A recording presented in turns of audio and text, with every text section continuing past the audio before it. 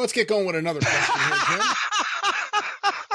Did you have anything else on your docket of questions? Yes, I do have one. I got one, and this is the one I'm looking forward to. I think because Frank, and he's a little testy. I don't know that he has quite the respect level that he should have when asking this question. But this question is for Jim in regards to things that make a mockery of the wrestling business. Several times I have heard Jim blast people in wrestling for doing ridiculous matches or spots that doesn't add anything. Kenny Omega wrestling a 9-year-old girl or a blow-up doll, prime examples. Quotation marks or parentheses. Therefore, I was wondering what Jim's opinion on people wrestling bears, considering the absurdity of it. The abusity of it. I thought that was absurdity. Abusity. How can anyone take it seriously? That alone should be a broadcast to anyone that wrestling is fake when someone does that. I know of several wrestlers that have done it. Tracy Smothers and Danny Hodge are two off the top of my head. There's a combination for you. But it is still absurd. And don't give me the excuse of, it'll bring in kids. I believe that if you justify wrestling a bear, you cannot critique someone wrestling a 9-year-old girl or a blow-up doll. There you have it from Frank. There you hear it. Put Omega in with a bear. I'm okay with it. Well, I'm okay with that too, because that's exactly the fucking point. You idiot. Maybe it's been so long that nobody's seen the bear. The bear didn't run spots. You didn't snatch a headlock on the bear and say one tackle, drop down, hip toss, kickoff, get it again. For fuck's sake. They did not have competitive matches that looked exactly like the professional adult men wrestling each other with the bear like Dickhead did with the 9-year-old girl and the inanimate object. Because let me explain this. Besides the fact that the bear did not run spots, you can't beat a bear. You cannot whip the bear.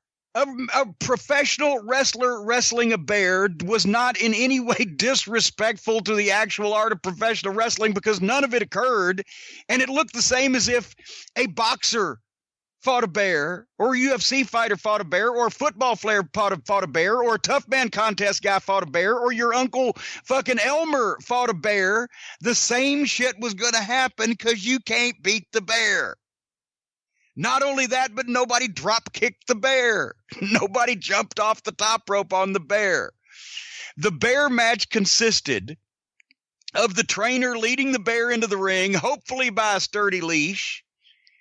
And while the bear, it was not advertised as such, the bear was wearing a muzzle, so it hopefully, unless the muzzle came off, couldn't bite your fucking appendages off. And the bear had been declawed. But the whole idea was the bear was wrestling either the heel manager, that everybody, Jimmy Kent or Sam Bass or whatever the fuck, or sometimes even a top heel wrestler, whoever is going to get his ass fucking eat up by the bear. That's why you wanted to go see it, because you knew one thing also. The trainer may have been able to train the bear to do certain things, but there was no pre-match agreement between the opponent and the bear. What happened in there was a result of the bear's training and the disposition it was in at the time. Yes, it may have had a muzzle so it couldn't bite your appendages off, but it could take that muzzle, swing its fucking head, and give you a concussion or break your fucking ribs if it wanted to. Or when it rolled you up in a ball underneath it and sat on you because it weighed 600 pounds, it wasn't comfortable from what I have heard. But basically, the trainer leads the fucking bear into the fucking ring, and the heel runs away from the bear. And the bear knows that when the trainer gives it the Iggy, it charges forward all the way across the ring, and the heel dives out onto the floor, and the people go crazy. And then the heel gets back in reluctantly and fucking does the same thing again, and the people go crazy. And then the heel gets back in reluctantly again and complains to the referee. And the referee goes to say something to the trainer, and the bear chases the referee around the ring, and the people go crazy. And then depending on the bear, whether it was Gentleman Ben or Terrible Ted or Victor or Ginger, they each had a little individual spot. Someday, most of the bears, if you went around behind the bear and tried to grab it around the head, it would give you a flying mare. But if you'd been out playing sticky finger with some rat in the back alley, it would notice that too, and sometimes try to get the muzzle off and bite your fucking hand off. So beware of that, from what I've been told also. But after the heel would be bumped and abused and the referee would be chased and menaced sufficiently so as it didn't get old, then the bear would back you up into the ropes, corner you in the fucking corner, shoulder block you a little bit, fucking roll you up some way, and you would get pinned. And then the bear would get a glass bottle Coca-Cola in the middle of the ring and sit up on its hind legs on a chair and drink the Coca-Cola for all the kids. And that was the bear. They didn't have 30-minute goddamn WrestleCade, Starcade main events with fucking school children right before the bear came out and wrestled.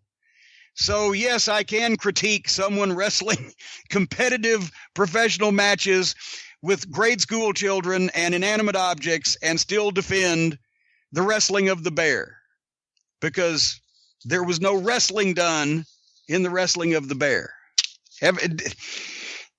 Can that be any clearer, Brian? How are you going to sit down in the locker room and tell the bear, okay, listen, if you'll do my move that I came up with, then I'll do your move, and then we'll do a couple of spots. And how are you going to work the match out with the bear?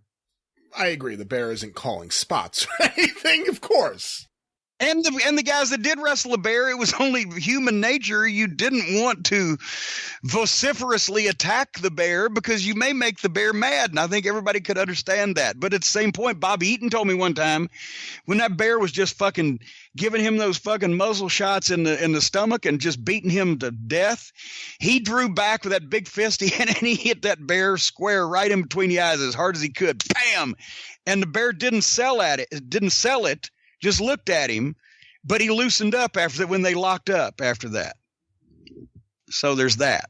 Well, let's stay on this topic, Jim. I have a question that was sent in to me from Zach. Shut up, Swami. It's from Swami. Shut up, Swami. I got a question from Zach. It says also that he got his dad a thank you, fuck you, bye shirt for Christmas, and he loves it. So excellent. It's got that going for him. We have a multi-generational appeal here on the program.